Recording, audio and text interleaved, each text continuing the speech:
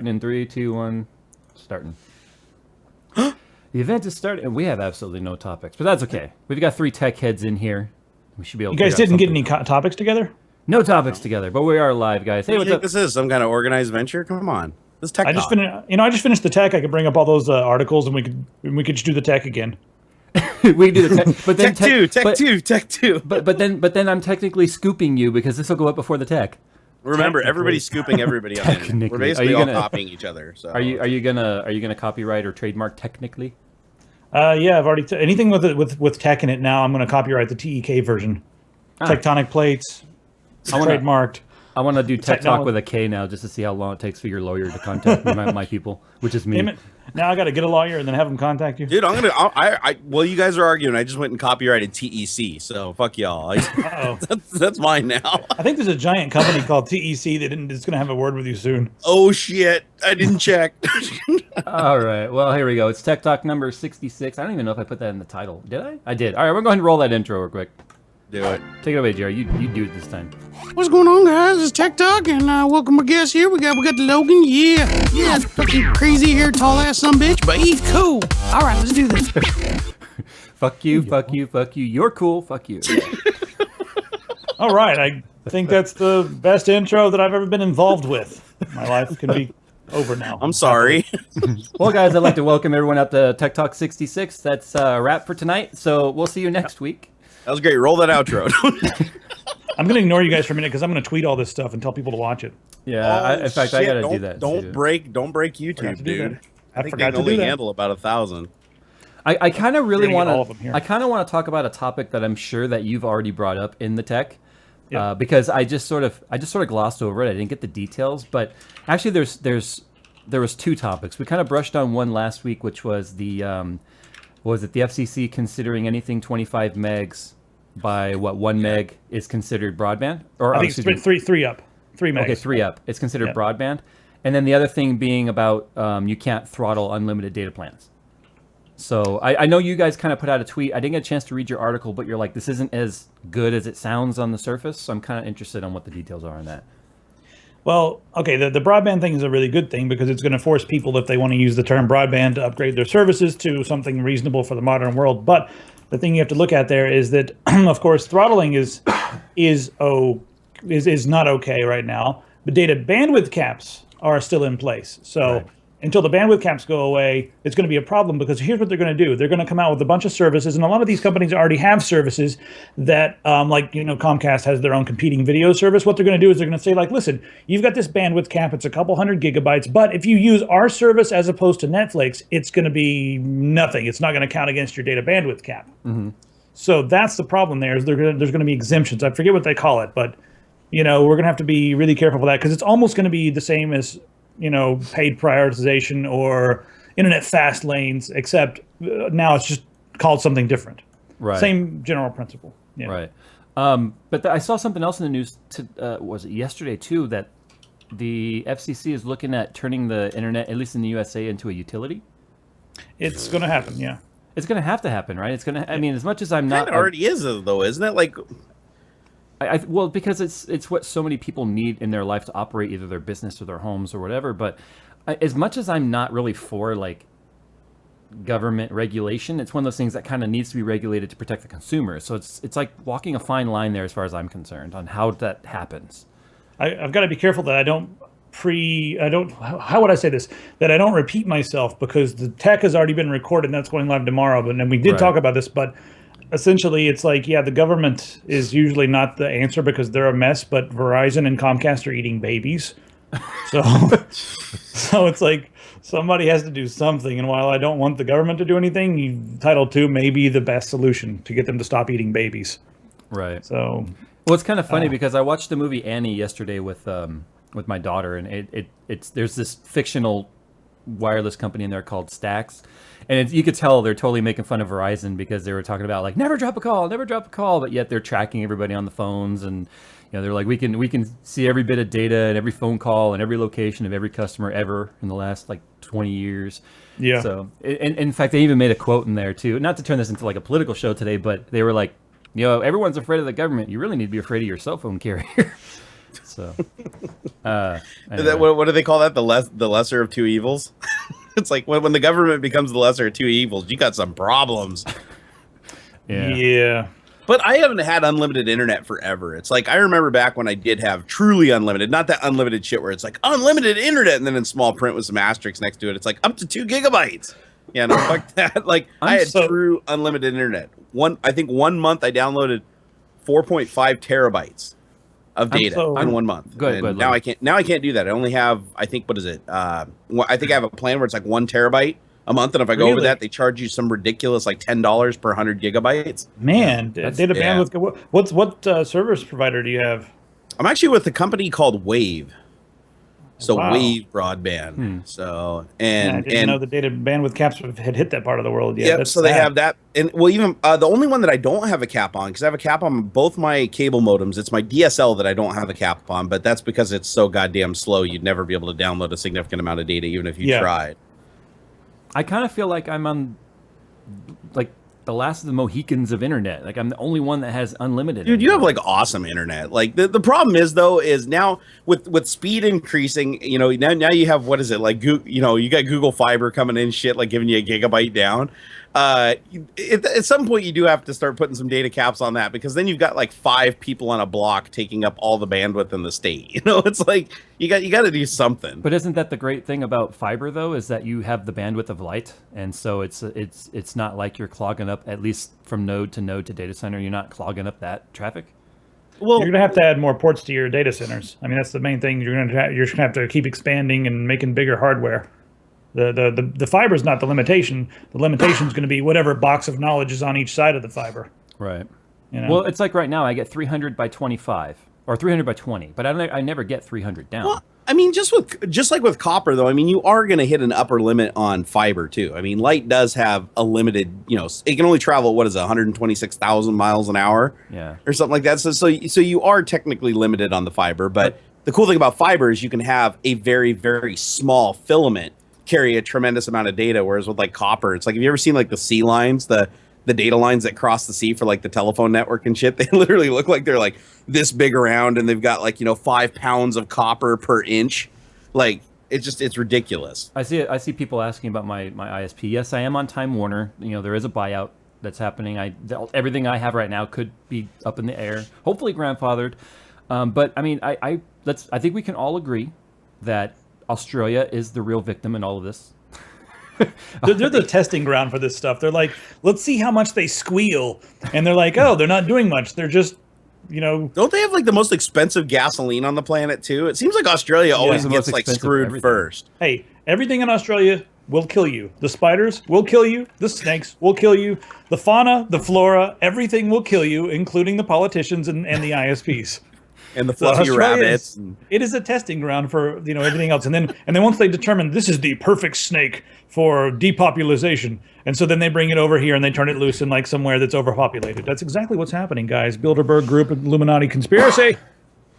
It started in New Zealand, and then it moved over to the. So if you want to see the future, basically just book a trip to Australia, and you've got. I'm reminded of Simpsons already doing it with, remember the whacking day or whatever. No, and then remember when he went to Australia and he took the frog in his pocket and it like killed the ecosystem. Yeah, yeah. I don't know why that reminded me of that. Just lets his little pet go and it just destroys everything over the years. That's awesome.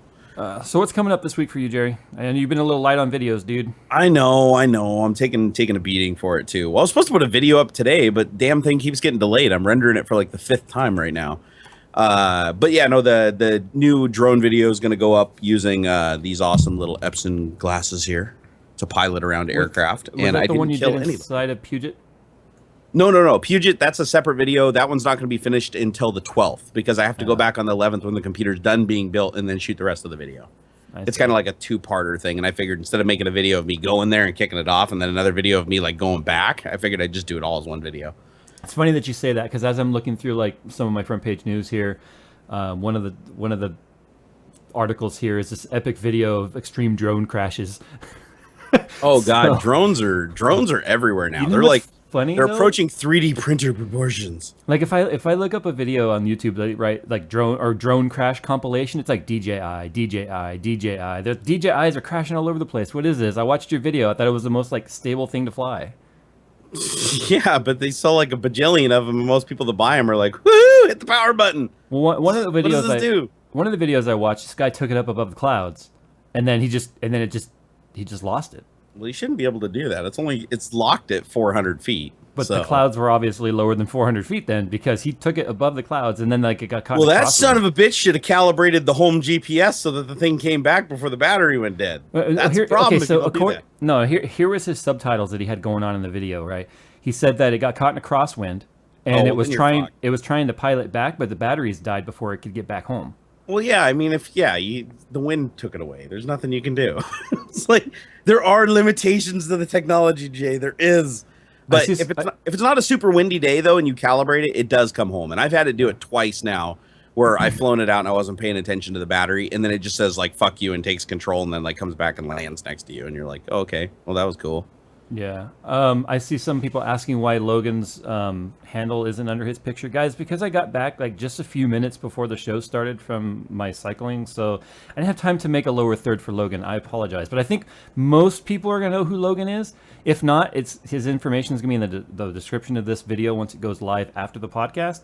So, yeah, everybody go check out Tech Syndicate. If you don't know who Tech Syndicate is, and I don't know what rock you guys have been living under, but I don't want any more subscribers. We've got plenty. I'm done with it. I'm just going to disable that button. I think we've got we're around 500,000. That's all the good people left. And then once you get beyond that, you just have people that show up and complain and make terrible comments. So 500,000 is perfect. I'm already getting those at 300,000. What am I doing wrong? And I'm at 228. You're growing too fast. That's what it is. You're just growing too fast. You're attracting some of the swill along with some of the cream of the crop. There needs to be a CAPTCHA on the subscribe button. If you can't complete the CAPTCHA, you shouldn't be able to subscribe. Because how many people can't actually complete a CAPTCHA? I know of some people. If you can't complete a CAPTCHA, you're out. Like, sorry, that was the cost of entry. That was your tuition. No, they should make it so you could disable the subscribe button though. That'd be cool if you could disable it just to fuck with people. Like even put a little JavaScript pop-up window that's like, sorry, we're not taking any more subscribers at this time. Sorry, make it seem all prestigious. Please leave your information. If we feel you meet our criteria, we'll get back to you soon. You know what? Yeah, that could come back later. That could be like a really interesting strategy to grow because people want what they can't have. So even if they don't want to subscribe, they're going to be like, well, I didn't want to subscribe, but now I need this. Yeah. And so like you do that for a while and you build up anticipation and you're like, hey guys, I'm going to put the subscribe button live tomorrow for like 4 hours. And then boom, 90,000 people in one 4-hour chunk. And then you're like, okay, it's back off. We got enough. We're good. This is a genius strategy. That's right. You guys, it's free right now while I'm on. It's all this valuable information is free. And speaking of some tech topics here, I think we should all have a moment of silence for our fallen company, Radio Shack. I heard about that. Yeah. Makes me sad because, well, one, Radio Shack hasn't really been Radio Shack for the last 10 years. I mean, you walk into Radio Shack, it's like now it's like, a way overpriced place to buy batteries.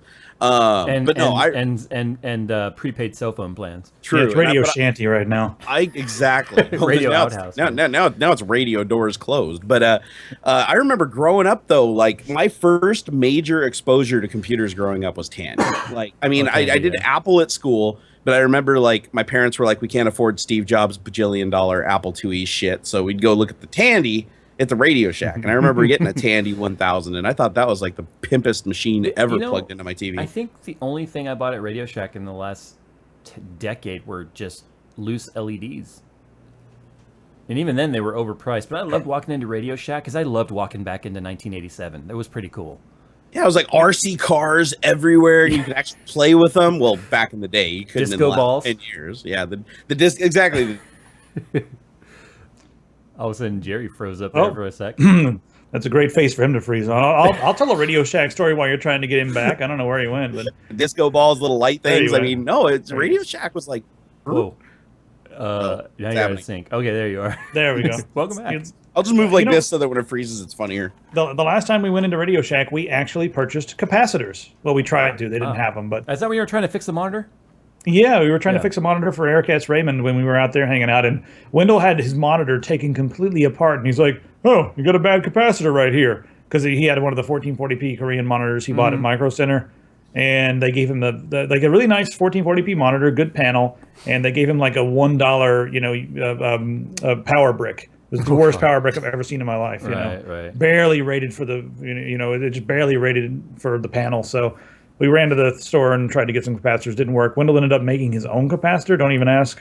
And it worked, but after much fiddling around. But yeah, I swear, Wendell needs to sign off with Hi to Lee-Ho or Neighbor or whatever. I mean, I love he's like the Wilson of tech. I mean, that guy is just such a wealth of knowledge. I wouldn't even want to have a conversation with him personally. I would feel stupid.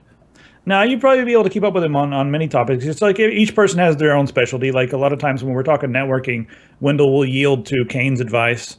And then when we're talking like backflips, he'll yield to my advice since I'm a ninja. And then when we're talking like, IT stuff, everyone will usually yield to his advice. So, it goes around. Everyone's got a little piece of what they know really well. But he's going to be at PDX LAN, as a matter of fact. So if anybody, are you guys going to be at PDX LAN? We're both going to be there. Uh-oh. Remember I told you at CES I wasn't going, but I am going now, thanks to Jerry there. Yes. Yep. Jerry, I'm flying up to shoot a show or something one of these nights. Absolutely, yeah. I'm flying up to Seattle on the 18th of February, and then he and I are we're gonna take a road trip up to Portland, and I'm gonna fly home from Portland. It's awesome. It's gonna be awesome. And we even got like a room in PDX LAN's hotel, so we can seriously just get like shit faced and wander around. It's gonna be awesome. Well, I can. Jay's the new healthier Jay now, but I'll be. That's the one thing. I could probably lose 90 pounds if I just stopped drinking, and I've cut back to like 5.5 days a week. But see, not an option, Logan. You're like, not an option. I will drink kale smoothies all day long as I can chase it down with fucking beers. Yeah, I'm chasing it down with tea, but I love the taste of that juice. It was awesson. And plus Portland, I mean, that's like beer. So we're gonna have to have a few beers while we're up there. A couple. Yeah, I never said I wasn't gonna drink a beer. We'll have 70. I've decided 70 beers. Hey, this is Portland we're talking about. Portland is well known for like their 12 and 14% beers that don't taste like they're 12 or 14%. So you drink like 4 of them back to back, and you're like, man, I'm feeling kind of good. And then half an hour later, you're like, okay, I think you're missing your shoe and shit. And, no, it's good times. Gee, missing your shoe, huh? It happened. Remember when I went down to Retro Gaming Expo? They took my shoe and my sock. I was like, "Fuck y'all!" And you lost your cartridge. And I lost my cartridge too. We got Fractal Josh in the comments. What's he doing here? Is he spying on us? Fractal Josh is everywhere yet. Who invited him? I'm a little upset that my first Fractal design case is going to actually be a computer. I was hoping the first one was going to be a flower pot on my front yard, but that didn't work out. I got a few cases. I'll send you one. That's awesome. Yeah, just take one as carry on and bring it up here. Take your pick. I have like their entire lineup here. We're making a fractal flower pot. Damn it. We're getting ready to build a couple of computers. Actually, we're building 3 computers because everyone in the office is upgrading in the next couple of weeks. And we're actually doing 2 fractal cases in there. The third case, however, is this one. Make sure your check clears first. That one right there. That's the third case, and that's going to be Pistol's case. Because it is also. I just got one of the very nice and quiet. It just came in today. I actually got the white Ethu Primo. I know the Primo isn't like new news, but I looked through their whole lineup, and I just wanted to go through the Primo. I've never seen it in person, so I haven't decided to get a computer that doesn't sound like a vacuum cleaner. Like, oh my god, I'm the only person on earth that's got a liquid cooled computer that has 24 of the loudest fans in it like ever made. I blame the builder. I do too. User error. Let's put in 24 3,000 RPM deltas. That sounds cool. I did too. They're like what is it, Ultra Kazi 130 CFM fans, and seriously, you crank them all the way up, and the thing just sounds like a Dyson vacuum cleaner. And I'm like, that's cool. Yeah, for about 5 minutes, and then I was like, what did I do? Sounds like power. It's like I'll start yelling at like the computer, or I'll yell at like the whatever. I'll start yelling at stuff, and Wendell always brings me back down to earth by saying, well, it's only doing what you told it to do. So he does that with code a lot, but it works as well for like overly loud computers. You're like, damn it, why is this so loud? And he's like, well, it's only responding to what you've done to it. That's funny. So yeah, super obvious, but yet makes you feel like shit. You're like, oh, he's right. He's right, and it's like, but then you can fix it. So True. Everybody on Twitter's wondering why I'm not using my in-ear studio monitors and being all awesome like Logan over there. No, because I want to be like Jay. He's matching me, guys. I want to be like Jay. Hold on a minute. I'm going to get these Mayflower electronics that I've been paid to wear and put those on. Hold on a second. Where okay. All right. Jerry, talk about something. I'm making a lower third for Logan here real quick. Oh, are you really? Look at these. I've been paid to wear these. I forgot to wear them because I don't know why. Let me see if I can. It's Logan _ RTW, right? For Twitter, yeah. Yeah. And then there's also the official brand Twitter, which is Tech Syndicate, right? Yeah. No, I remember those headphones are actually really nice. They're comfortable as hell. All right, let's see. I'm going to try to put these on. I'll be vanished for a minute. Where's he going? Oh my god. He's trying to hook up headphones, and apparently that takes like 10 minutes. Come on, Jerry. Have we ever done anything simple and not had like everything fail on us? I mean, look what you're dealing with today. I know. You know what I'm gonna do here? Well, he's putting on that awesome pair of headphones. I'm gonna put on some Beats by Jerry here. There we go. I need to see if these still actually work. Headphones now. Those are the Fosdicks, right? Yeah, these are the. You know what? This is kind of silly because I don't have the cable for them right now, so I just put them on over top of the studio monitors because I've been paid to wear these. Not really. I haven't. People in the comments, I have not been paid to do anything. I do whatever the hell I want.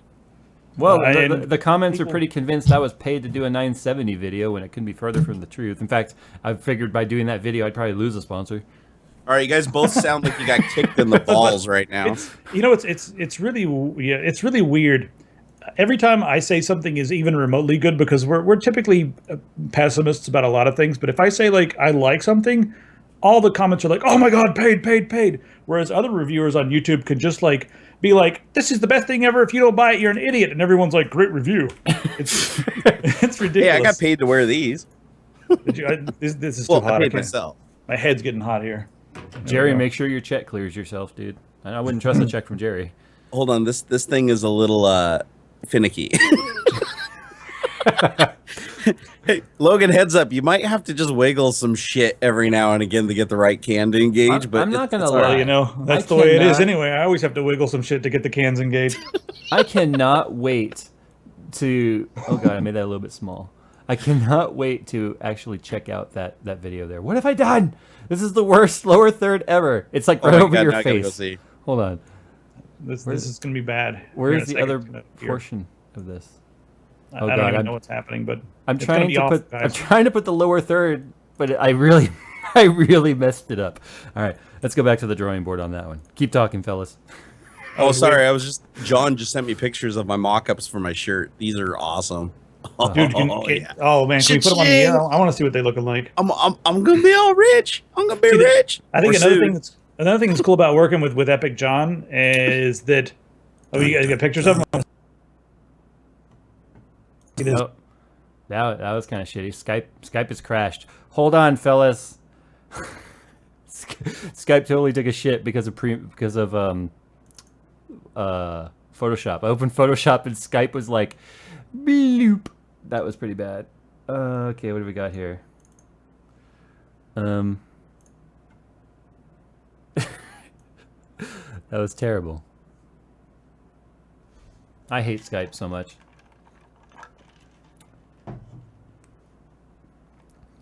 Skype is the worst thing in the world.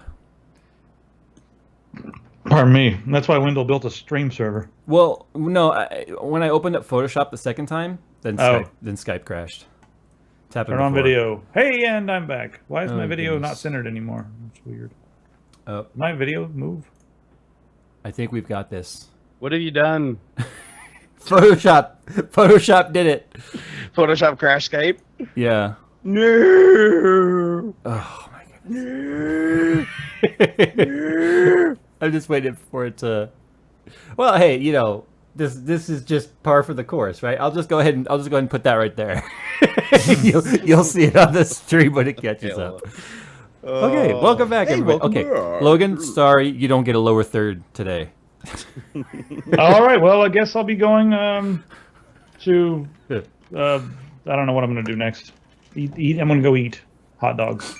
I took care of it though. If you does it make me fatty that I ate 2 hot dogs? I have to mute Josh. He's now gonna SMS me some turds. I already put a turd on my face. If you look at the stream, I took care of it, guys. Wow. I'm actually about to eat some like hot dogs are actually what's for dinner, Jerry.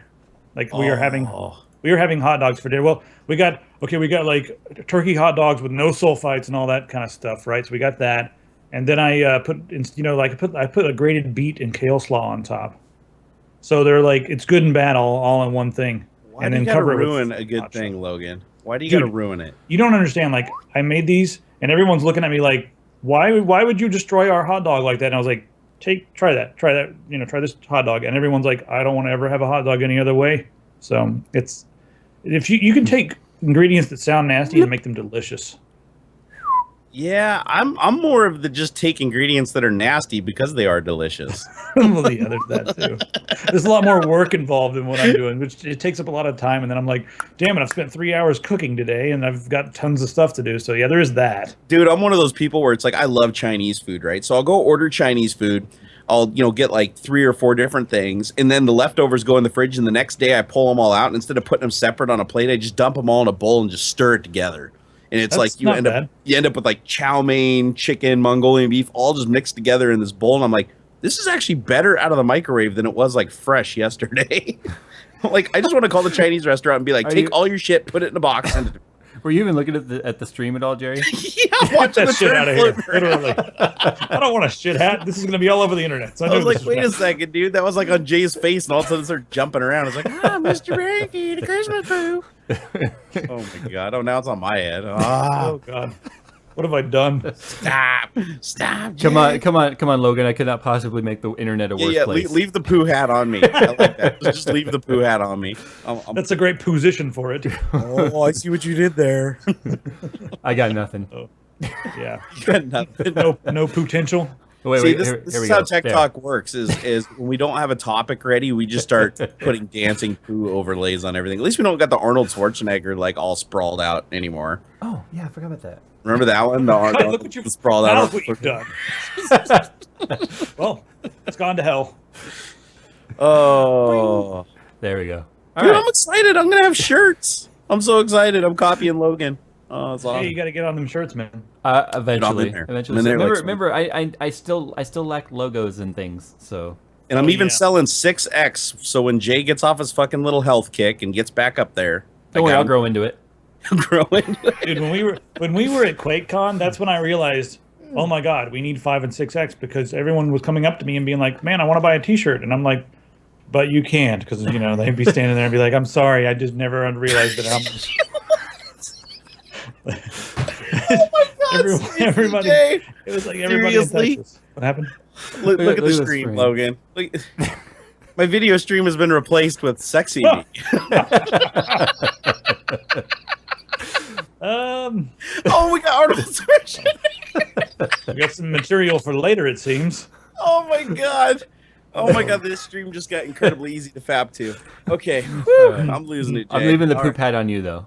Oh, you can leave the poop hat on. I accept the poop hat. Oh my god. No, but I agree with Logan. I got a lot of messages back when I used to do like one of those little cafe press sites, like a little cheese ball one. And everybody go, oh, they don't have 6XL. They don't have 6XL. I mean, I was getting that a lot. And I was like, you know what? If I'm going to sell shirts, I'm going to sell some 6XL. Fuck that, a 16XL. I got you covered. You know what? If we ever have to sell like a 7 or 8XL, I'm going to put a little note in there that's going to be like, if you ever need a 5 or a 4XL, it's free.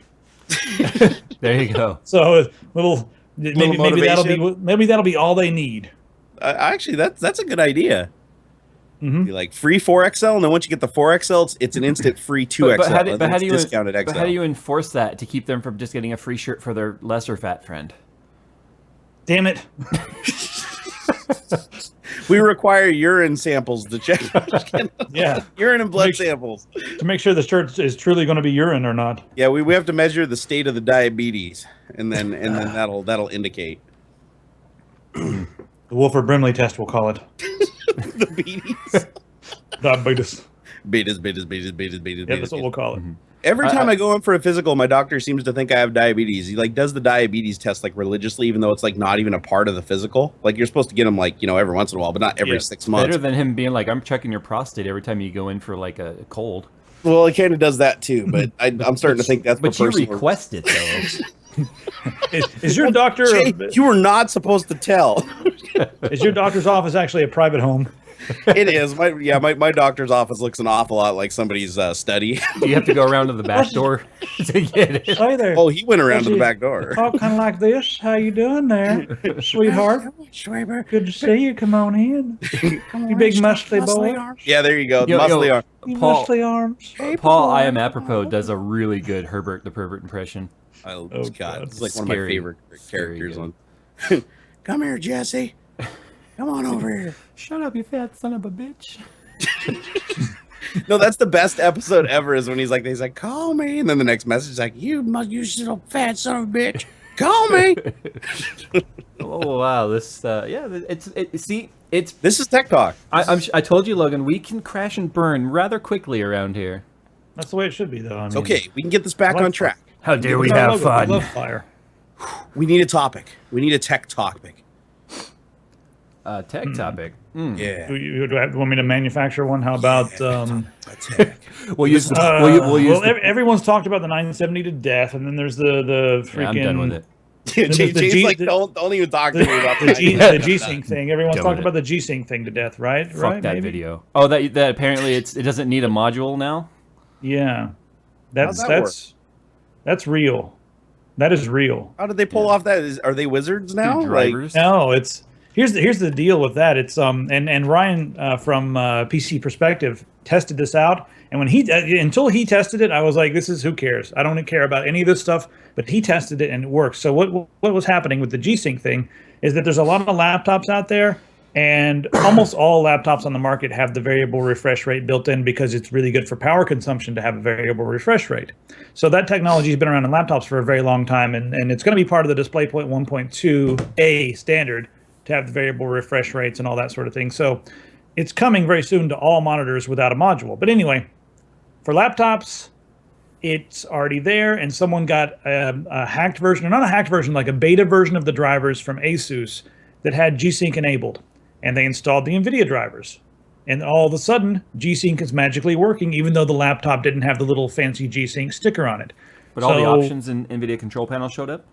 Yeah, everything showed up, and it actually, they did some tests, and it worked. Wow. And it was true G-Sync. So what everyone started saying was like, oh my God, G-Sync seems to be nothing more than DRM, to make sure that, the whoever is making the product has paid extra to have the G-Sync. Now with the monitors that are before, DisplayPort 1.2a, they still need the module because they have to have some, something has to be in there, to make it work. But with the new, DisplayPort 1.2a standard coming out, seeing as how that's part of the standard, it looks like you're not going to need a G-Sync module anymore.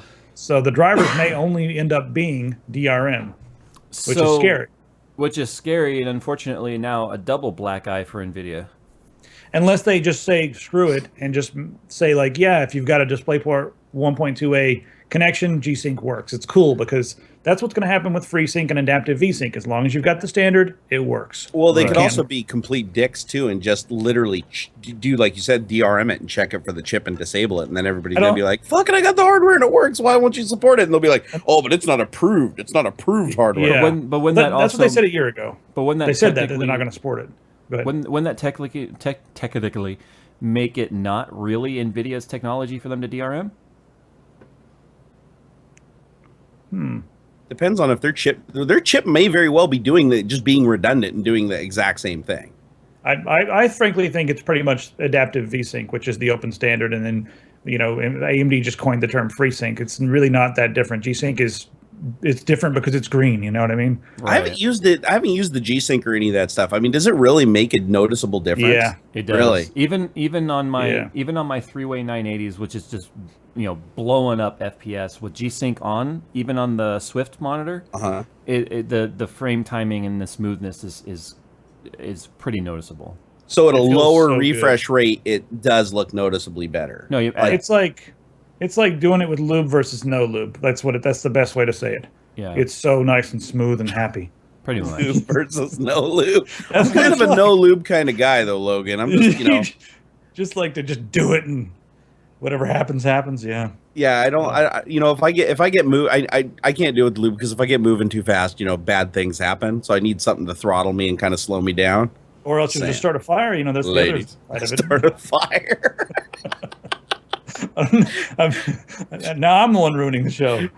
Call the fire department. My wife's on fire. Help! What happened? Long story. Literally. Long story. Yeah. Literally long. No. You tell them short story and then hang up. Oh my gosh, dude. So anyway, I'm not sure exactly what's going to happen with the upcoming G-Sync fiasco. I'm hoping they just say, okay, let's just adopt the DisplayPort 1.2a standard and that's good. But yeah. Actually, in the long run, I think it'd be better. They'd be better off doing that, just because I'm starting to see a lot of companies and stuff move to open source standards and stuff like that, just to get more exposure. You might as well just write a driver that works with everything out there, and then everybody's using it and becomes addicted to it without having to go buy specialized shit. I can't think of a time that NVIDIA has ever done that, though, because, I mean, look at GameWorks, their entire studio of, like, effects and stuff that they've been using on several games. GameWorks is an interesting idea, but it's completely proprietary for NVIDIA, and AMD can still use a lot of the effects, but it's extremely expensive as far as computations go for AMD versus NVIDIA. So it's another suite of it's another software suite that they're letting all the developers use, and some of the developers are like, oh, cool, thank you very much. And then I had a meeting with NVIDIA specifically about GameWorks too, and basically the way they explained it to me anyway was that a lot of these indie developers can start utilizing these technologies and incorporating them in their games to get better indie games, and they're actually not being charged anything for using it until they start selling their games.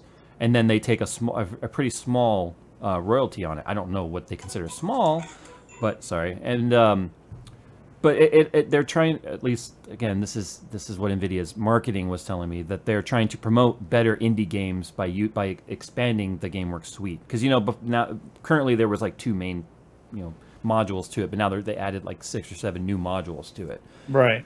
So I don't know. I mean, so far. If it advances gaming, especially indie gaming, then that's great, as long as it doesn't turn into a greed factor where the indie gamers can't even afford to give them a cut, because most indie gamers barely make enough money to stay afloat anyway. Well, I know. Oh, go ahead. No, you first. All right. Well, no, I was going to say when I went to PAX Prime, there was quite a few of the engine publishers there. Like, was it not Unity?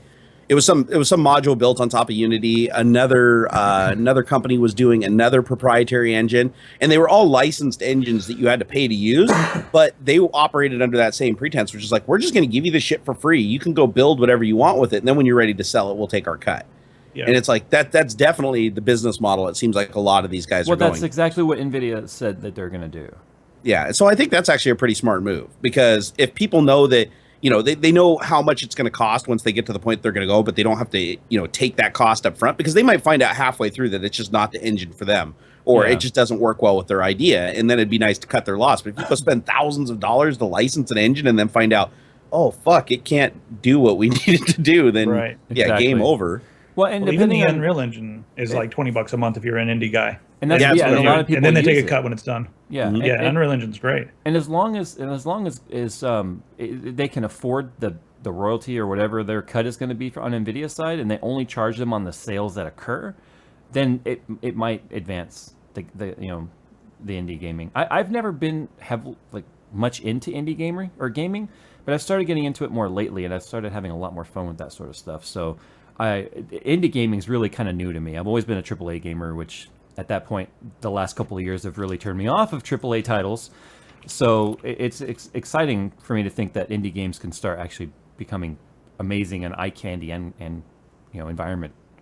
I should start a service, because I think a lot of us came from similar similar backgrounds where we played a lot of the big titles and that sort of thing, and now with everyone here in the studio, Pistol and I mainly, but also Kane, are really, really, really into indie games. And the thing about indie games is like, okay, you like games that are like Battlefield, but you also like games that are like this. Well, there's probably a game that has a lot of the features that you like, so it's for a very specific audience, but there's probably a game out there like that. It's just not very well known, right. And then we can recommend that game. But yeah, I've had so much fun with indie games the last couple of years. The big game that I do play is probably Skyrim, but I mod that so much that it's not Skyrim anymore, So like, even the AAA version was just awful. I thought that was one of the things I took a lot of shit for in my 970 video, was that I put in there a HD texture pack version of Skyrim, but not modded. Mm-hmm. But I don't know. I knew that there were Skyrim mods. I knew nothing about them and didn't have a lot of time to prep it. But I like the fact that you can take a AAA title like that and work it over and just kind of make it the game you want it to be with a lot of these mods and stuff. Yeah, it's my version of Skyrim. If I was to benchmark that, it would be difficult because it takes so long to install all those mods. But it would probably cripple the 970 because it definitely needs the 4 gigabytes of RAM. Right. And we just tested a 290X, one of the ones that has 8 gigabytes, and that thing's beating everything with my copy of Skyrim because 8 gigabytes of memory. Is that Sapphire Tri-Vapor X? Yeah, the Vapor X. I actually like that thing a lot. We're going to use it. Mainly, we got it just because the frame buffer is going to be great for video editing and productivity and that sort of thing. Right. Nobody's really going to need that much of a frame buffer for gaming. And I mean, 4K, you'll get like 5 or 6 extra FPS. And this card, mostly the 970 usually beats this card, but we just did all our tests, and everyone who's watching, here's a spoiler, it's faster than the 970 in most games at 1440p, probably because of the frame buffer. Right. But at 1080p, the 970 usually wins. Usually. Well, at this point, it has more than double. But the Shadow of Mordor with the HD texture pack, though, it did use the entire 3.5, and at least in my tests, I couldn't get it to try to even access that 500 megabytes of low priority. But I was surprised. The 970 actually did very, very well, considering it's well below the 6 gigabytes that's recommended of VRAM for the texture pack. So it makes me wonder on something like that Sapphire 8 gigabyte, it probably would hammer through that HD texture pack.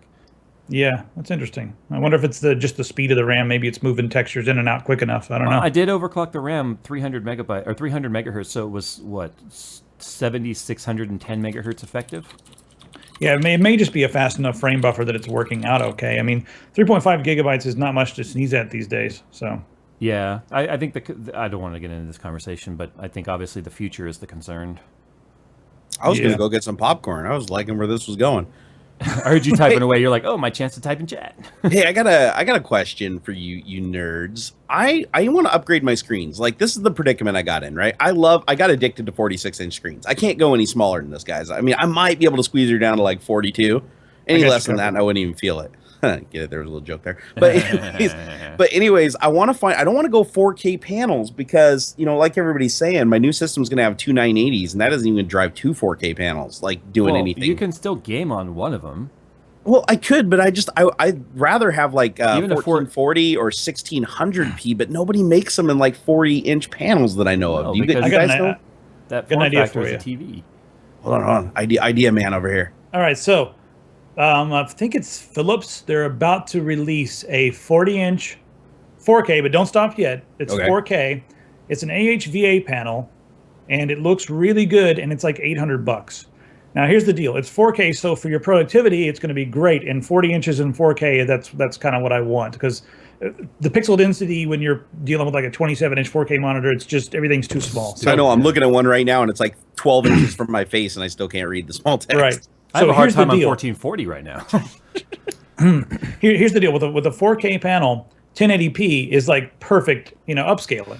So 1080p stuff looks like, if you're doing gaming at 1080p or even multi-monitor 1080p on each monitor, it's going to look really good because each pixel becomes 4 pixels on 4K. You're not going to have to worry about the strange stretching or the aliasing or anything like that. So it's going to look really good.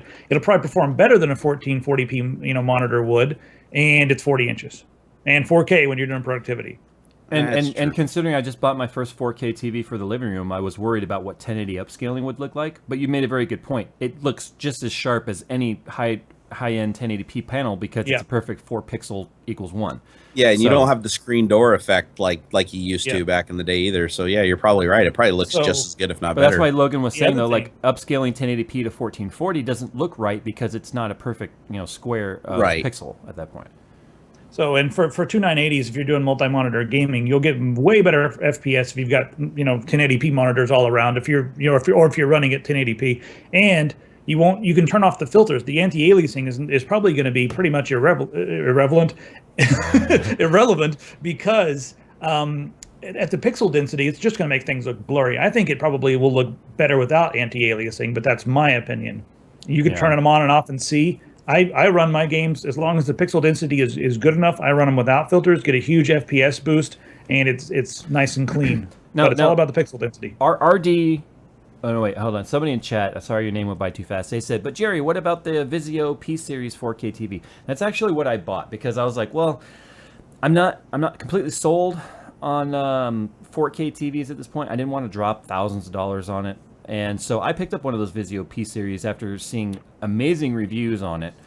And I have to say that for 55-inch TV for $1,000, it actually has surprised me at how smooth it is. Even though it has 4 30 hertz inputs and one 60 hertz input that you could use like with your computer or whatnot. Yeah. But it only has HDMI inputs, first of all, no DisplayPort or anything like that. But it's actually a pretty amazing TV, and it could be something that you could consider doing 3 of those, but the smallest ones they make are 55s. Yeah, no, I'm looking at this Philips screen right here, the Philips Brilliance 4K 40-inch. Yeah. And it's a VA panel, right? Yeah. And so VA panels are somewhere between TN and IPS because they have really good, viewing angles. They have much better contrast than a TN panel, and they're fast. Fast, I mean like 5 to 8 milliseconds. But everyone's reporting that there's no ghosting or anything on this when you game, so that's all that matters to me. Yeah, it's about the same specs as like it's about the same specs as like some of these 1440p monitors that are IPS, but it won't be quite as good as far as color saturation goes when compared to the IPS panels, but it's going to look a lot better than a TN panel, like a lot better. So it's a really nice happy medium. In order to test gaming too on this Vizio P Series, I would have never owned a Vizio TV 5 years ago. I wouldn't have either. It's like I look at them, that's like a throwaway brand. I've only owned high-end TVs like Samsungs. I had my Panasonic ST series for the plasmas. I've always owned nice TVs. I would have never owned a Vizio, but the reviews on it were so good. The price was so cheap. I'm like, I might as well try it out because at the very least, I end up with a good 1080p TV and something that can display 4K. I've had it. I bought it on Super Bowl Sunday, and I couldn't have been happier with it. So what I'm going to do actually is I have one of the GT Omega racing simulators have been shipped here. I have no room to set it up in here, so I think I'm going to take the test bench out to the living room and I'm going to do some 4K gaming with the simulator on the 55-inch and see how it really performs for a gaming system or setup too, because it does have the low latency input as well as the gaming mode and all that stuff. So we'll see if it's even viable as using a TV like that hooked up to a PC, as an option. But for $1,000 at 55-inch, I figured can't go too wrong.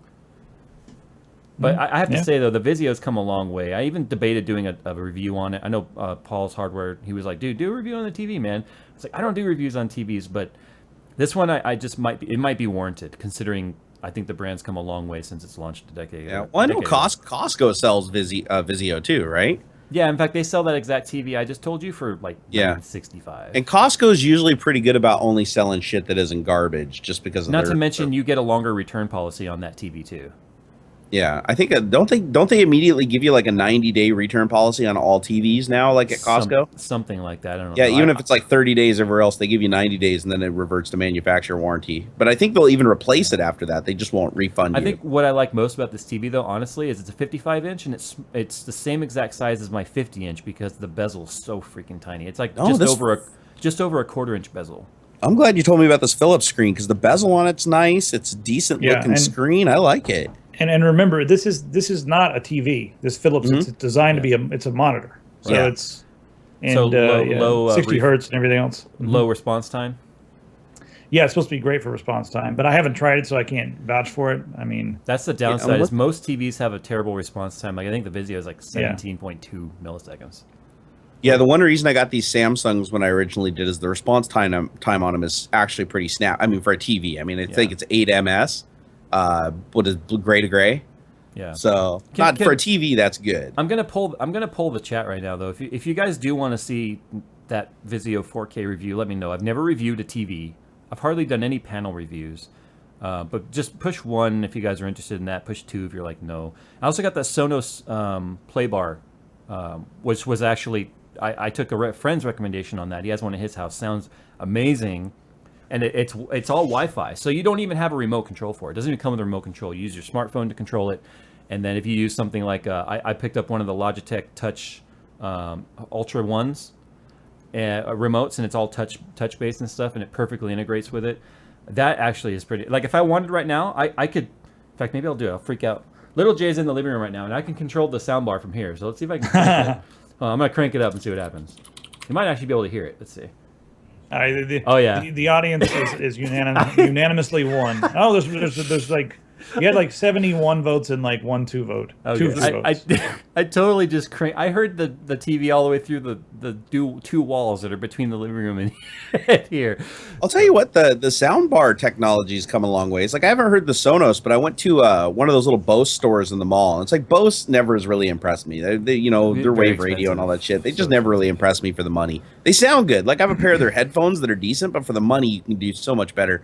But I went in there and they had a sound bar there, and I think it was about $1,500 or $2,000. And I turned it on. The one thing I thought was really remarkable is how the hell they get that surround sound feeling from a flat bar sitting under your screen that's like, you know, 2.5, 3 feet wide. The Sonos, though, even though there's like 9 speakers in it or whatever, it's not about simulate surround or surround. It's just about good sound quality. But what I love about it is right now, and it's consider this like a mini review, right? Like you can see this is, it just shows a picture of a TV, right? Because I have it set to TV right now. But I could push the Sonos button and I have all these, you can't really see too well, I have all these different options right there. I can go to different radio stations. I can have it start playing radio. You can hook up different wireless speakers around the house where I could have each speaker playing a different thing. So I could have, like, say, one of the wireless speakers in the baby's room playing like low volume lullabies while the main bar is still out there playing TV. So it turns into a completely smart, expandable wireless sound system for your home. It's not cheap. That's pretty cool. It's not cheap though. The bar itself was $700. The subwoofer was $700, and each speaker is like $300. So it's not cheap at all. But the connectivity of it is freaking amazing. And what's the specs on the sub? They're actually like oval shaped speakers. You know, like 16x9s, but smaller. Yeah. And the sub, I have it set to half, and it rattles the house. But here's the thing: the actual enclosure itself, if you look up the Sonos sub right now, you'll see it's a very odd shape. It does not have any vibration in it. So you could set something on top of it, like a coin or a glass of water, and you won't see it shaking around on top of the sub. It's perfectly still. It seems like it defeats the purpose of a sub. No, the sound is still shaking the room, but the sub itself is not shaking. It's really strange. It's weird. The speaker's on the inside, right? Yeah, and then they're opposing each other, so they're canceling each other's vibration. That's satanic. That goes against everything I've ever learned in car audio. Right, the way they're opposing like that. Yeah, like if the box, if you don't have to drill the box down to the carpet to keep it from blowing out of your trunk, like that's crazy. So yeah, that's the Sonos soundbar. And here's the thing: if you went to like Best Buy or you someplace where there's a Sonos display, yeah, you would listen to it and go, "Oh, this is terrible. I'd never pay $1,400 for the bar and the sub." But I only bought it because I've heard it in its true environment. Those demos don't do it justice. But the problem with doing a review on something like that, and I know Logan can agree with me on this, is it's really hard to convey a sound in a video. Yeah. You can't just like stick it up and record it with your microphone and be like, oh yeah, I tried doing that with headphones once. And I was yeah, this doesn't work. Yeah. So the best thing I could possibly do is just show the functionality of how it works. Like even the setup. I opened up the box. I took the Sonos soundbar out, and I went, there's no remote. There's a fiber optic a cable in here, and that's it. And a little card that says, connect to the Sonos wireless network that it emits, which then walks you through connecting it to your own network. It automatically does an update, and all you got to do is answer yes or no to questions on it, and it will even pick up your remote automatically. You pick up your TV remote if it controls the volume.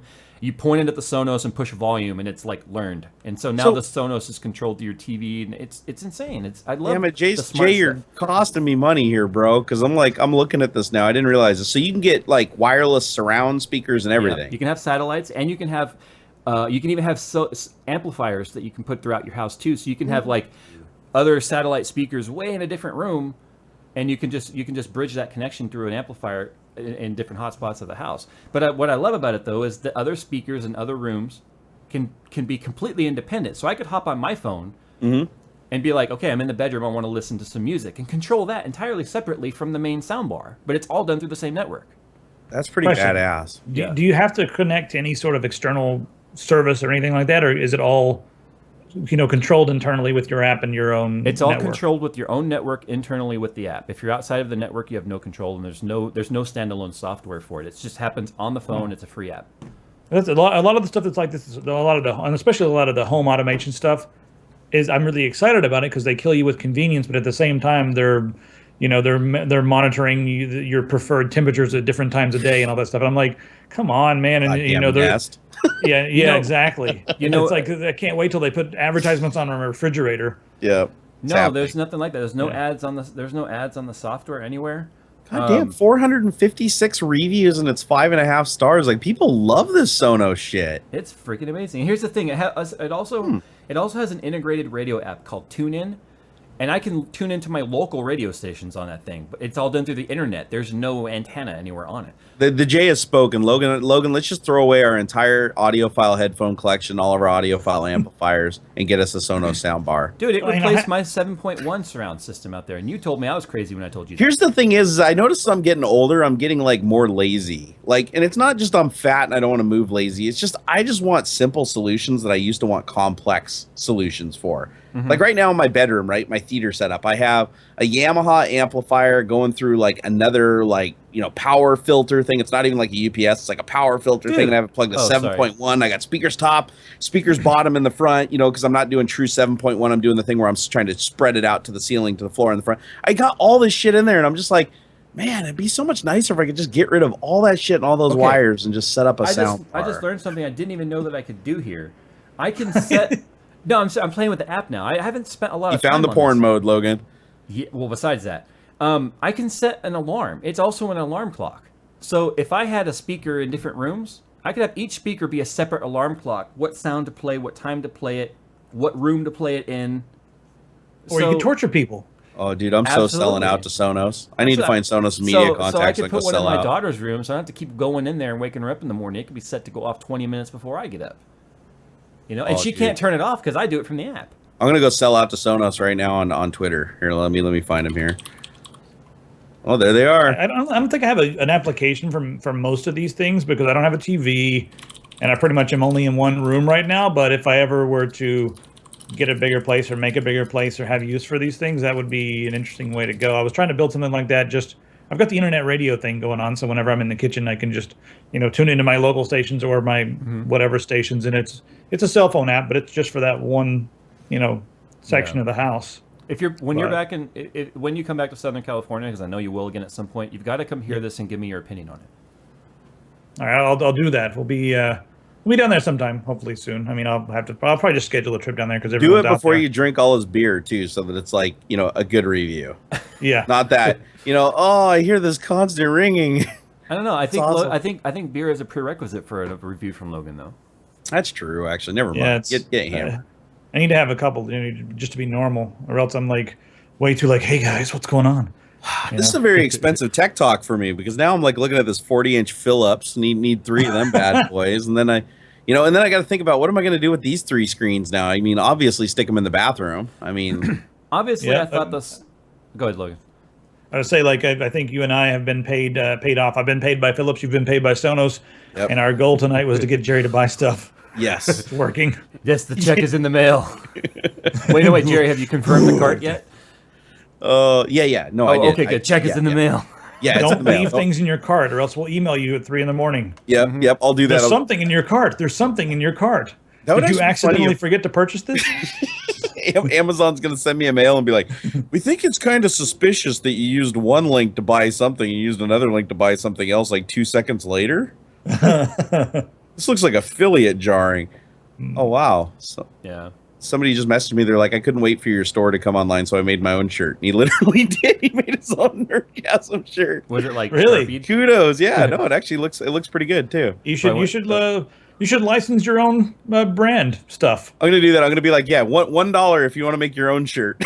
That's been like the best thing. I told Jay before, I told people like, hey, if you guys give me a good design and we use it, I'll throw you $100. So I even did that. People started sending designs. I even tried to crowdsource some of that, but I think the problem was I didn't give anyone like any sort of creative direction either. So they weren't sending me things that could be used as like T-shirt designs. They were more like banner designs.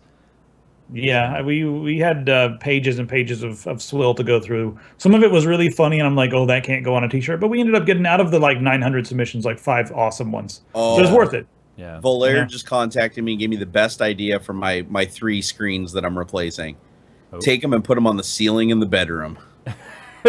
You'd never have to leave the bed. Three screens, top to bottom, right up there. I have a very strange rule about no technology in the bedroom. The bedroom is for, well, just a couple of things, but it's, but yeah, I'm strangely segmented. Like when I leave my place, I don't like to have any technology on me. A lot of days I'll not take my phone with me when I leave.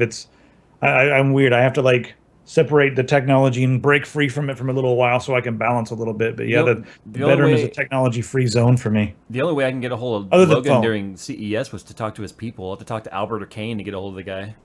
Yeah, I didn't have my phone on me the entire CES. Hey, Jay, can you check the chat really quick? Everybody, I keep getting massive tweets saying there's somebody in there just impersonating me. Can you just go? I've been looking, but I haven't seen anything go by. Yeah, I haven't seen him either, but I keep getting tweets saying that he's still in there. I see Paul's Hardware's in there. Is it Jerry R? Tasty PC's in there. No, it was literally Barnacle Nerdgasm with my photo and everything. Guys, it's easy to tell if it's me or not. Just I have a little check mark next to my name. Yeah. I don't know why anybody would impersonate me. If I was going to impersonate somebody, I'd go for somebody who was actually like famous or popular. Like, impersonate Logan. Jesus. He's famous and popular to some people. Yeah. Wow, it's funny. I don't understand how this works though. There's someone posting in the chat, but yet it says that they're on a YouTube blacklist. So how are they posting if they're on a YouTube blacklist? Whoa, they're a wizard. They must be like major troll if even YouTube considers them on the blacklist. I didn't. Wow. I didn't even know there was like a blacklist. Like what? I don't know. It has like an italic next to him telling me like, oh, and maybe you can't even see maybe I can see the things that they're saying, but I don't think you guys can because it's all like grayed out and italic, and it was like, this user has posted, but they are on YouTube's blacklist. So it's like, great. Thanks. Thanks for letting them post anyway. I love it. Yes, YouTube's finally stepping in and doing something. This person should not be alive, but we are allowing them to post here. They're like, and they don't even get a message. They just think that they're posting and everybody's seeing it. So that's actually a brilliant idea. Like, don't even let them know they're ever banned. Like, when you ban somebody, it should still look to them that they're exactly doing what they think they're doing. And then just nobody else ever sees anything. Oh, yeah, and I saw that tweet earlier, too. Same guy every single week. It's like, I'm still blocked. I can't. I don't know, dude. I've gone in every single week. You're not on the block list. I can't unblock you because you're not on it. Maybe you're on YouTube's blacklist. I don't know. I think, yeah. You should probably call YouTube on that one. I'd do it from a payphone. Probably. Yeah. What time? That's already 7 o'clock. Wow. Well, usually around this time at 7 o'clock, Logan, we do kind of like a Twitter blitz sort of thing where we just kind of crowdsource some things to talk about. So, guys, use hashtag AskTechTalk on Twitter. If you guys have anything not you want Ask Tech Talk. Ask Tech Talk, all one hashtag on Twitter. Like ask them a question? Yeah, ask me a question. I see a lot of tweets. People are asking me what I'm doing with my old computer when I get my new computer and say that I should give it away. Oh, yeah. Welcome to, oh, you don't need things. Just I've never had anybody ever tell me I should give anything away. Logan, has anybody ever suggested that you give something away? Is that a serious question? Yeah. But all the time. After we gave away that car, they're like, oh, this guy just gives away everything. Yeah. So now it's like, everyone's like, hey, give away this, give away those headphones. What are you doing? Like, every time we do a review, they're like, what are you doing with that stuff? Well, yeah. And if I do a video about replacing something, everyone's like, oh, whatever you're doing with that, you should probably give it away. Like, people who do YouTube should never be able to. I sold that to pay for the server. That's what happened. Yeah. I know we give away some stuff, but we do sell a lot of our stuff to pay for like the server and for food and like, making sure that we don't have to live on the streets. And people think that it's like, hey, you're on YouTube and you must be independently wealthy. And no, YouTube's a lot of work and doesn't pay very, very well. So. And I still have a day job. We sell some of the products. I don't get to spend that much time doing this. Yeah. Okay, so here's one on hashtag AskTechTalk that I can answer. And if you see something you want to answer, Logan, just read it out. How do I don't even know how to use the hashtag system. I've never actually just go into Twitter and up at the little magnifying glass, do hashtag AskTechTalk, and then you can go from there. So I won't even try and say this person's name, or maybe it was Shaul Ben Avdizak. Would DisplayPort to HDMI cable give higher than 60 FPS for 120 Hz TV? No. It will not, because the HDMI cable itself, as converted to, can still only give 60 hertz max output. So that you're going to get 60 hertz. That's it. I learned that one myself. Yes. Theo Joe asked if anyone's going to VidCon. Anybody going to VidCon? I might actually. I've been thinking about it. I never go to VidCon because that just seems to. It really should be just like. It's just another vlogger fair. It's all vloggers. Yeah. I'm kind of I kind of hate vlogging. I've got a foot in vlogging, so tech channels or how-to channels or any of those types of channels, they never get any sort of love there. It's all vlogs. It's vloggers. That's it. Yeah, I don't know. I'm not going to be there, but yeah. It's local to me too.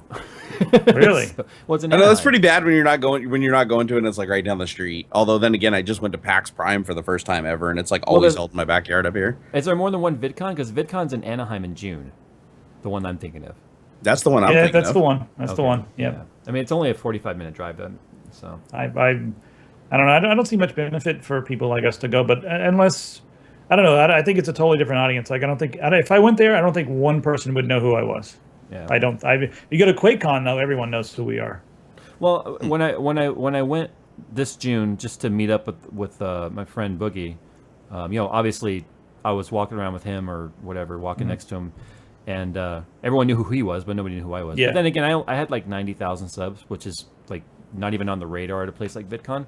So I don't know. I get recognized in the weirdest places. Like I don't get recognized where I think I would, and then it's like, well, then just, hey, don't even joke. That happened, dude. That happened at World Maker Faire. Okay, it's like it's all those poop naps. Yeah. No, when Maker Faire was awesome. Yeah, no, that was everybody awesome. knew who you were. Yeah, that was pretty wild. But surprisingly, I still had more people approach me at PAX Prime.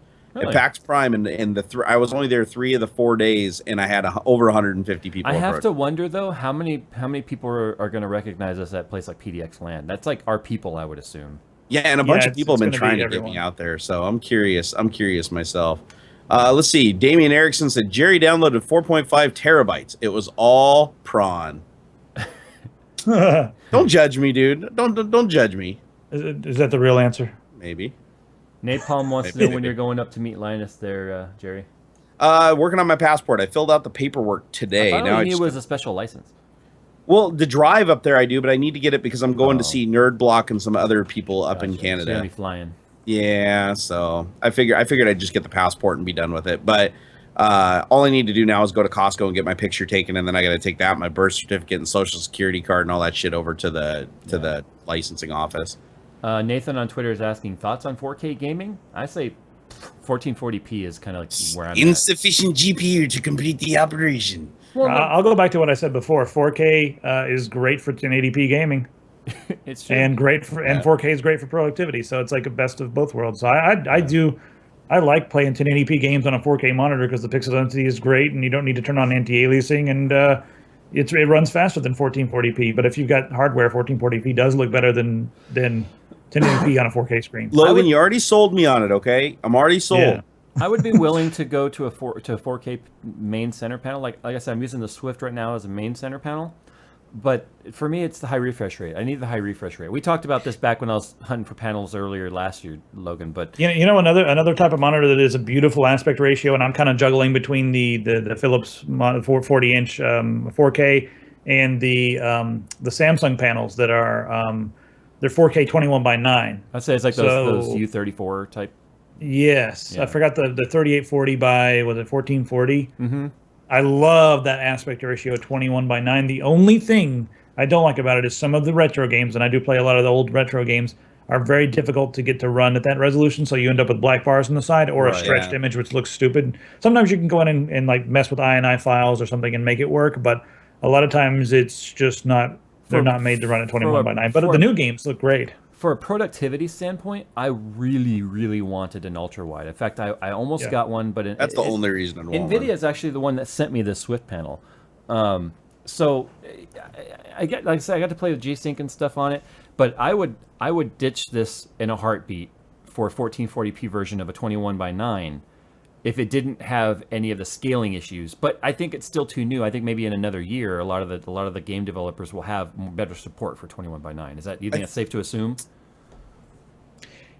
Yeah, I think every game coming out from now on should have support for 21:9, and a lot of the games already do have retroactive support, like they're going in and patching it in. Or a lot of games are intelligent, where they just, they see, oh, this display is available, so it's there. You know what I mean? Like, I played a game from 2008, an indie game, and it just automatically detected my display, and I was like, neat.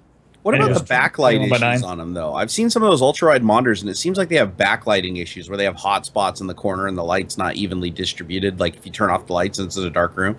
I looked at the LG one, Yeah. and it was horrible for that. Like you could literally see like the halo and the glow from the corners. I think Logan and I both saw the same monitor, I'm going to assume, but the LG IPS version. Yeah. Which I thought looked great, but it was not a 1440p. It was a 1080p version. Yeah, we've got one of those floating around. It's actually the Crossfire version from Korea. It was like $200 and something. It's really cheap, and it doesn't look that bad. It's actually built better than the LG. It's like a solid metal frame and tiny bezel. And I haven't noticed any severe backlighting issues, but that's Pistol's main monitor because she wants the wide aspect ratio. She said it makes her feel like she's cheating when she's playing like MMOs and stuff. Yeah, because of all the extra view, right. and all the extra FOV or whatever. But I'll have to go take a better look whenever there's a dark environment, or just put up something dark or a black screen and take a look, because nothing like ever struck me as being like, oh, that's terrible. It just seems like that's pretty good. It was pretty obvious when I looked at one, so I'm thinking that it's probably something that's solved. I'm not planning on doing a review on the Swift, only because it's such old news, and I mean, it wasn't sent for review by Asus or anything like that. I just installed it and I'm using it. Yeah. But I will say this: the Swift has an awful lot of hot spotting. It as blacks, if you put a solid black image on it, it is terrible with hot spotting. That's kind of a TN panel thing. I always found that their contrast and their blacks and all that stuff were never that good compared to. Well, TNs are usually not that bad, but I don't know. I just like the richer colors you get with IPS and stuff. I guess TN is okay for black, but I don't know. Ooh, I was surprised. I mean, this thing had horning in the corners, and it has hot blotchiness all over. Because every time I turn off the computer, it takes the Swift like 30 seconds to turn off. It just will sit there with a black image for like 30 seconds. It doesn't even say no input. It just sits there black with your backlight on, and then it will shut off. But every time I turn off the computer, I look at it, I'm like, ugh, that is just nasty. So for an $800 monitor, I would be pissed, honestly, at that black unevenness. So here's one for you, Jay. It says, so Jerry asks Tech Talk, do you know something about the GTX 988 gigabyte version? I mean, other than it'll be seven gigabytes. It'll be 7.268.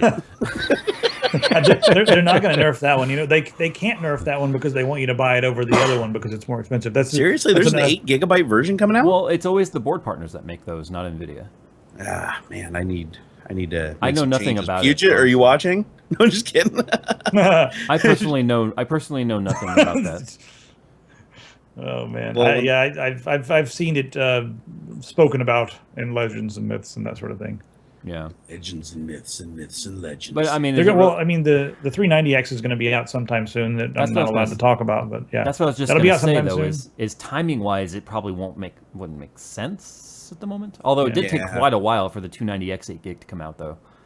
Yeah, and it's the 290X 8 gig is really, I mean, maybe 1% of gamers are going to actually see much benefit from it. I mean, there's not many people gaming at 4K, and the 290X is really good, but at 4K gaming, frame buffer is your least worry, you know? I don't know. Well, especially since on 4K, you don't need to run the anti-aliasing. So that's the thing, is everyone's like, oh, 4K gaming, we're going to max out the anti-aliasing. Oh, look, we're having VRAM problems. You don't have to on 4K. You don't even really have to on 1440. Apparently, Sharp's making an 8K 85-inch TV. But the 8K there you go, stuff, 3 of those. But the 8K stuff, though, is more about like retail space type of, ad monitors and things like that. No, I'm just going to cut my vaulted ceiling out and just stuff one of those back there, and then I just need one. That's it, just one. And you'll forever be leaning back in your chair? Yep. Or sticking my face straight up against it. I sit way too close to these things. Like the stream, all you see is me doing this. It's like, this is edge to edge to see my monitors. Yeah, nostril cam will be insane at that point. All right, there's someone here, I've lost the tweet already, but someone here is begging us to talk about the Raspberry Pi 2. Do you guys know anything about that? Or I know I want one. I know it's 8 times faster than the previous generation. That's kind of a hell of a bump for keeping it $30. That's all you guys. I think one of the most interesting. Well, here's one of the most interesting things about the Raspberry Pis. I mean, you can use it as a thin client or use it as whatever you want. It's got a lot of horsepower, but the new version is going to work with Windows 10 and this is going to be the Surface or the not the Surface, the because it's really weird because they just discontinued the Surface. The RT version of the Surface. Now you can only get the Surface Pro, which is like x86. Right. But the Raspberry Pi is going to work with that version of Windows 10, like the ARM version of Windows 10. I guess is what they're calling it. So it'd have to. That's the interesting weird thing is now you can get Windows 10 on it. I don't think anyone is going to like. There's been a lot of articles, especially in the Linux community, people writing crazy articles with like, oh God, no, why? We don't want people to use Windows 10. Now everyone's going to buy the Raspberry Pi and they're not going to learn Linux. They're just going to use stupid Windows. And that's what the Raspberry Pi was beautiful for. It was expanding the Linux community. And now we've got Windows 10. So people are freaking out, but I don't think anyone is going to get this and use Windows 10. Maybe 10% of the people, but Windows 10, the ARM edition, can do nothing. You can play Rope Cutter and some other shit. But you can't. You can barely do anything with Windows 10 on the ARM version. It's a stupid app store. But whereas with Linux, you've got so many things that you can do, and you can install all these different versions of Linux, and you can install like a beautiful like media center version of Linux, or whatever XBMC version of Linux, or you can install like I can't remember the Plex media server, all these kinds of things. And there's so many uses for Linux with a Raspberry Pi, way beyond what you could do with Windows 10. So I think it's kind of a non-issue, and I'm going to get one if I could get my hands on one. They're freaking hard to come by these days. Yeah, no, definitely. I'm trying to get my hands on one also because I want to build an emulator out of it. Isn't there a lot of plans up there where people were building their own Raspberry Pis or something? Building their own Raspberry Pis? I thought I saw something about that once. Well, I mean, there's lots of other devices that are similar to it. I don't know. Possible. There's a lot of similar devices, little devices that have lots of connectivity and tons of them, decent processing power. Like even Intel's getting involved with their Edison stuff. Mm-hmm. No, surprisingly, most of the 3D printers that are on the market right now are controlled by Raspberry Pis. A lot of them are. I'm gonna put this out real quick. The amount of people right now asking us to talk about the 300 series graphics cards. You gotta understand, when you get close to launches like this, you start to get involved in information, which means talking about it is off the table, guys. So talking about or even speculating about something like that is not it's not worth talking about right now. But I will say that according to the roadmap, one thing I'm looking forward to on these next gen GPUs is stacked RAM.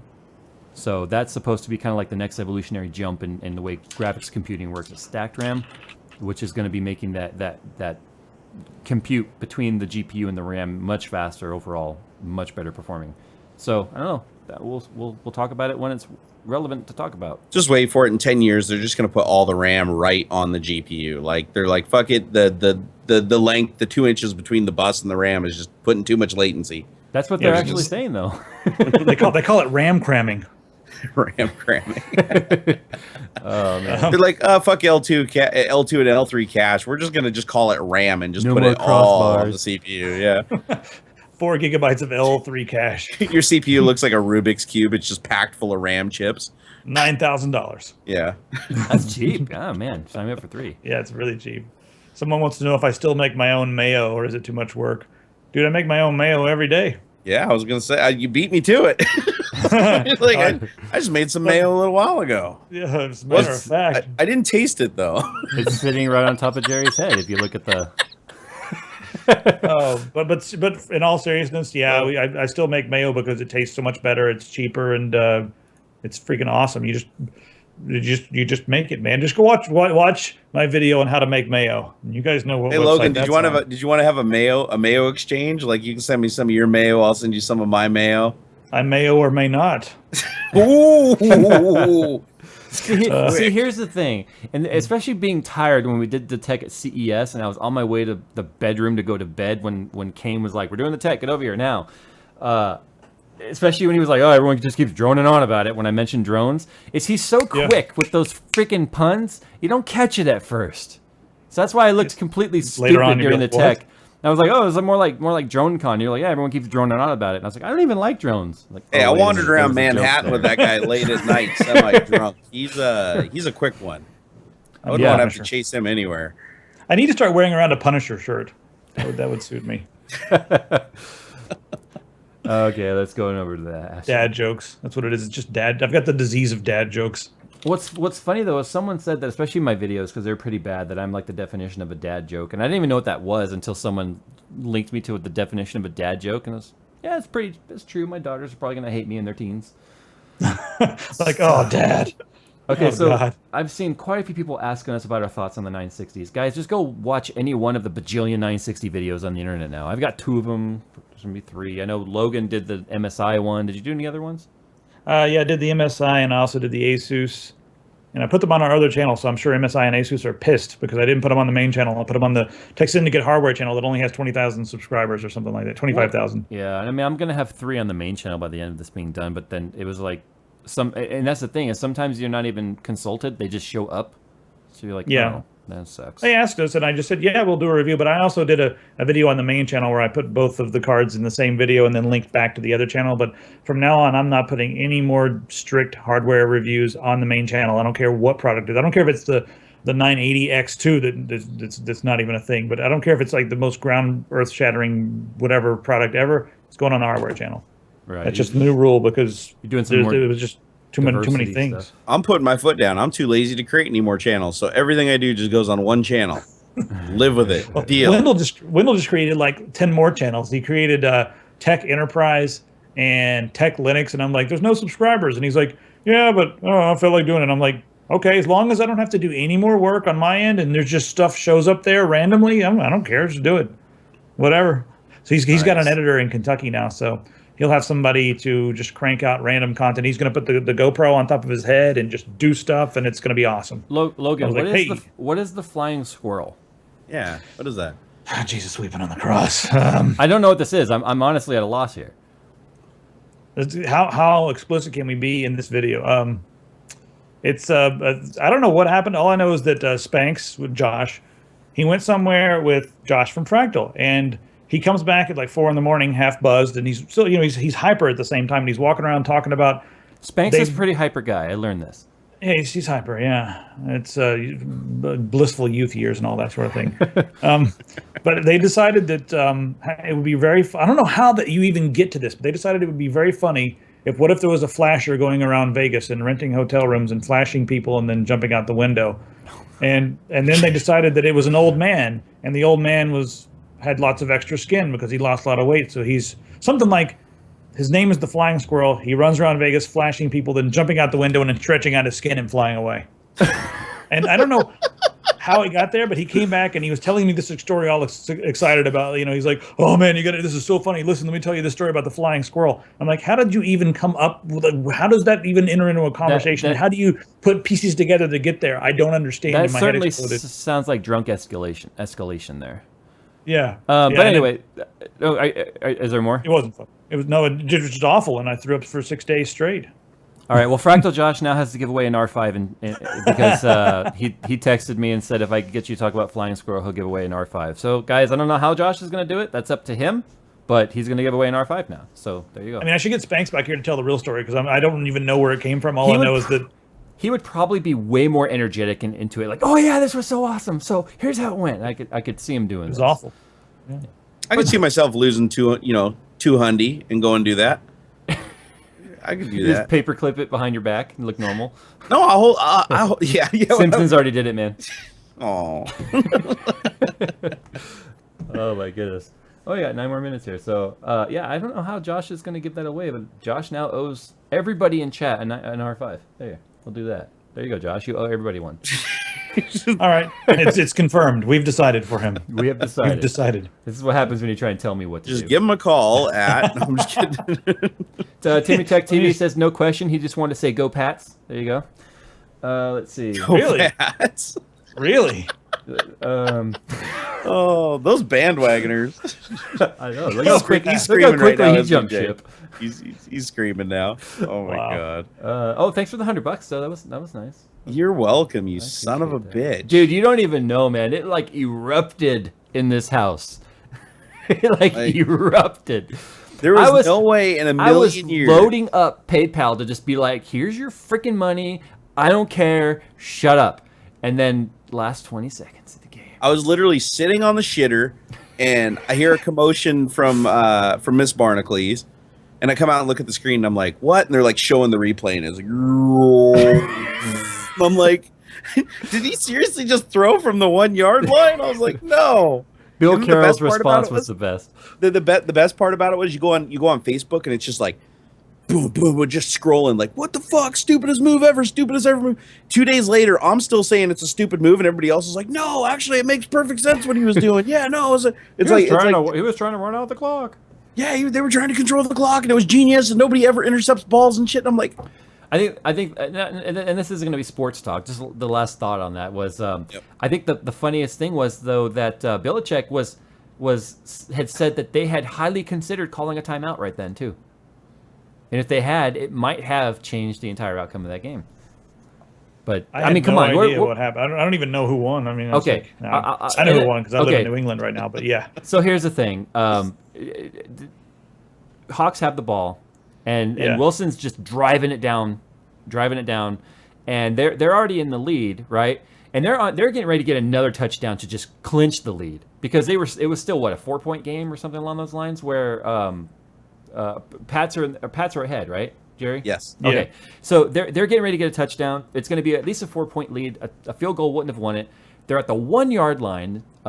Lynch had just had the ball. He got stopped at the 1, and literally all he had to do was give it to Lynch. Lynch could have moved the entire line 1 yard, no problem. Yeah. So they decide on second down to call a pass play that gets intercepted at the 1 yard line. So then, but it's not over yet because it would not have been hard for Brady to get a touchback because they could have easily gotten the play in the end zone, gotten a touchback, and scored 2 points on that. So the issue here was like, how is he going to kneel the ball, let the clock run out, and not kneel it in the end zone? That was the problem. Everyone was stacked up on the line, and you were like, okay, it's not over yet. Then tempers flared. Some punches were thrown, and a 15-yard penalty was called on the Seahawks. So it moved them into the 16-yard line. So all they had to do was kneel the ball, and they were done. So not only did the Seahawks pull a stupid move like that at the 1 yard line, then they guaranteed the loss by doing the unsportsmanlike conduct and getting ejected. So I don't know. That thing I just put in chat is the only thing I know about the game because that was all over Facebook the next day. Yeah, that's the only thing I know about this. I do personally feel though that Timmy is being a great sport by congratulating the Pats. So let's see here. Eric Steele was asking me, Jay, can you talk about the Acer 27-inch 1440p 144 hertz IPS panel? I got to play with that panel in person. It's pretty amazing. I don't know what the price tag is going to be like, which is going to probably take away some of the amazing once the price tag of that panel's out. Probably north of $1,000, knowing Acer having the only panel that's capable of this. Logan, have you seen it? No. Which one again? It's Acer 20. I thought you said Asus. No, I have not seen that one. Acer 27-inch 1440p 144 hertz IPS. No, I have not seen this one. I got to play it at the same event. I went to the NVIDIA 960 launch meeting thing. I got to play with the 960 on that panel, and I was in love. But again, it was a month and a half away from Acer even giving away any details to the public. So pricing was still unknown. I don't know what the pricing is even if they've announced it yet. My best guess is north of $1,000. You know, we're going to have a slew of DisplayPort 1.2a panels coming out in the next few months. Like we're talking FreeSync and possibly G-Sync. So there's going to be a lot of panels like that. Asus was showing one at CES, and I know the Acer had a FreeSync panel hiding somewhere that they're not allowed to say FreeSync, but it was FreeSync.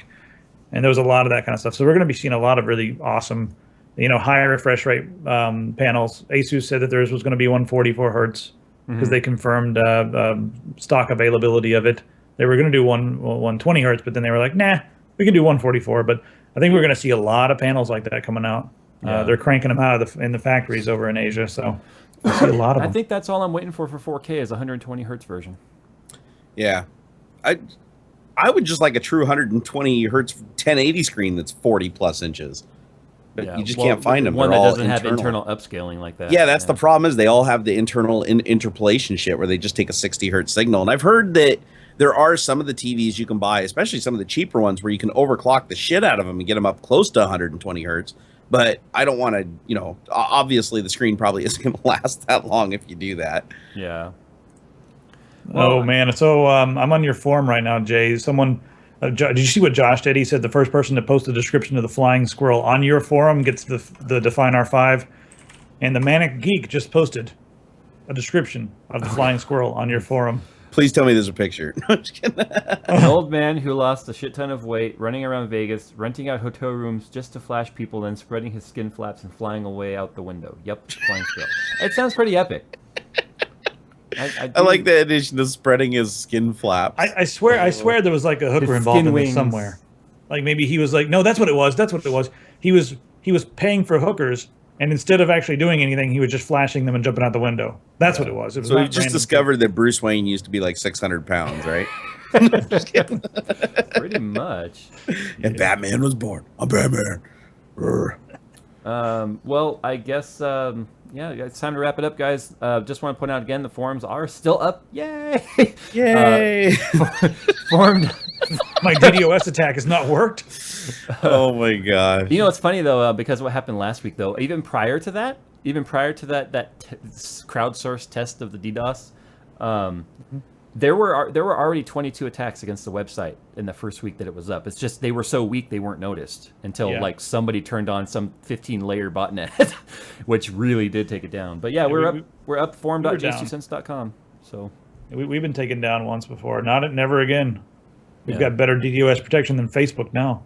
Yeah, there you go. Yeah, our DDoS protection and around. DNS routing has been improved. So, but I will say though, if anyone's interested on that DDoS attack last week, though, it was over a terabit per second, over 1 million requests per second attack. It was actually pretty hefty. What were they upset about? I mean, like, no, really? No. Like, I that was the test you were doing. Well, here's the thing. I was like, you can't take down the site, but at the same time, I was sort of taunting them because I wanted to see where our weaknesses were. Yeah. And it found all of our DNS weaknesses, which we then went in and fixed. So, all right. That's handy. It was crowdsourcing a DDoS attack, which I think there had to have been more than one network involved here because it was like 15 layers deep. Well, they could probably just. I mean, did you see where the traffic was coming from? Was it coming from It was coming from the farm in dark China? net. It was coming from the dark net. Oh, it was coming from Russia. Yeah, interesting. Ours always ends up coming from India and China. There's like people like they just get like maybe it's a botnet that they've got running and they just like turn on all the machines and then kill. Yeah. But I do appreciate, though, honestly, whoever set it up, because they set it up to run towards the end of the show, and once we were signing off, they were like, okay, the site was back up. So I do appreciate, though, showing the weaknesses, because hopefully we fixed it. But all right, there we go, guys. Anything you guys want to sign off with? Anything coming up exciting? Hopefully I'll have a video up tonight. It's kind of looking like it may be possible. Logan's taking down the U.S. government single-handedly. Yeah, working on it, you know. Now you said that, and now we're live, and so they're I don't know, whatever software they use to monitor YouTube. Now everyone knows. Oh God. Yeah, but remember the YouTube connections being encoded from my machine, so really that is a direct connection to me. So that's good.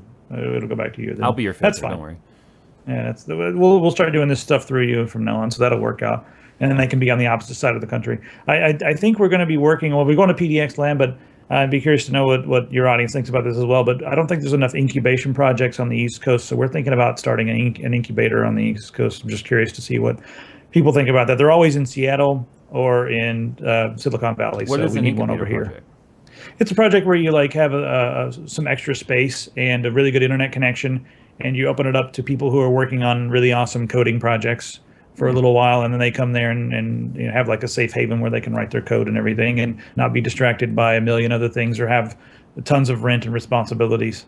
That's cool. So that's awesome. Yeah. It reminds me of kind of like the what happened after I can't remember which dev company went down, but there was a company that opened up like, come program here for free, no rent, no internet costs, nothing, just come and code here for free. Remember we talked about that, Jerry, last year. Yeah. Well, we'll have to like figure out if we can even afford to do stuff like that for free, but maybe we can do it for a couple $100 a month, or even like, hey, listen, if you got a really good idea and you're not doing open source and we think it's still going to benefit the world, maybe we'll still because open source is obviously would be a really awesome thing. But if it's like not open source and it looks like it's going to be good for the world, maybe we'll be like, all right, listen, you can stay here. We'll just give us 5%. Oh, that's awesome. So Jerry? we might that might be something for later in the year if we can make it work. It's going to be tons and tons of legwork and off stuff that's going to be happening behind the scenes off camera, and people are going to be like, "Where's all the videos?" And be like, "Well, we're working on something big, guys." So yeah, that's kind of what we're going to be doing. doing. You should do a makerspace too, man. Like merge them together. It's going to also be something like that where it will. I do want to have a place that would be open to like people who are just passing through and want to come by and work on a project for a little while and build a robot. I don't care. I love seeing the whole fusion of software and hardware. That seems to be like where everything's going right now from an inventor standpoint. So it'd be cool to have a one-stop shop station that's like, you got a bunch of guys cranking on Raspberry Pis and, Arduino boards and stuff like that. And then you got all the other guys over at the 3D printer printing off all the crap. And then you got a Skynet drone chasing people in Manhattan. Yes. I'm looking at all the flying squirrel stuff, making it over to the forum. Oh my God! All right, well, let's wrap this up so I can go stuff my face. Since Jay, I'm gonna eat something bad for Jay for my fallen homie that's now all healthy. I still have to go figure out what's for dinner. And the Manic Geek, congratulations! I guess you won that R5. Build something epic out of that, sir. Ooh, nice. All right, guys, make a flower pot. Flower pot, please. Flower pot. Yes. Logan, thanks for coming on, man. I know we talked about this a long time ago, but it was fun. Glad it was able to happen.